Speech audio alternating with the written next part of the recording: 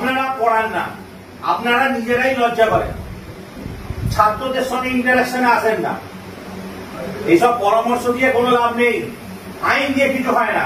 একটা মেয়েকে 5 বার উদ্ধার করছি, আবার পালিয়ে যাচ্ছে, বাবা বসে বসে কাঁদছে, আবার নিয়ে আসছি।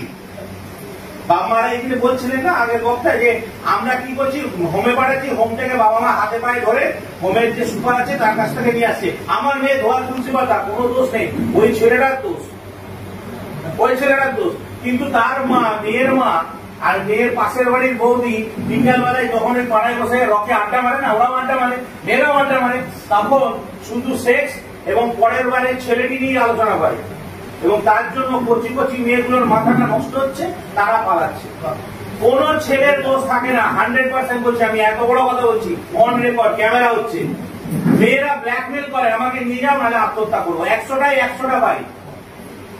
ছেলেগুলো ভয় পায় যে মেয়ে নিয়ে পালালে বাবা 10-15 দিনে জেল থাকবো, আর মরে গেলে তো 3 মাস।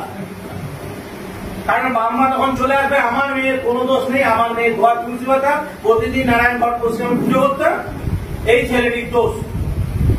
অফ দ্য রেকর্ড বলছি, এটা বাস্তব কথা। আমরা হাঁপিয়ে গেছি, বিশেষ করে পার্টিকুলারলি আমি বলছি, আমি এই ডিস্ট্রিক্টের বিভিন্ন, আজকে 15 বছর চাকরিতে বিভিন্ন থানায় চাকরি করেছি। এই ঘাটাল সাব ডিভিশনের মধ্যে নোংরা সাব ডিভিশন আমি দেখি, এত নোংরা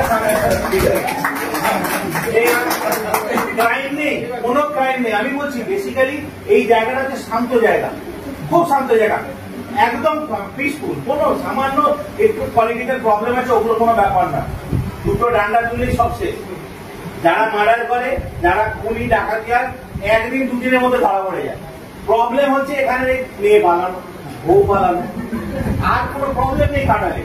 কারণ একটাই, আমরা ইন্টারাকশন করি না বাচ্চাদের সঙ্গে। বাচ্চা যখন আজকের ডেটে, ভাবুন আগের দিনে ঠিক ছিল, আজকের ডেটে 10 থেকে 12 বছর ইংলিশ মিডিয়ামে যেই ছেলে মেয়েরা পড়ে, তারা ক্লাস 6-7 থেকে, তাদেরকে নিয়ে আপনারা ক্লাস করুন, আলাদা ক্লাস করুন।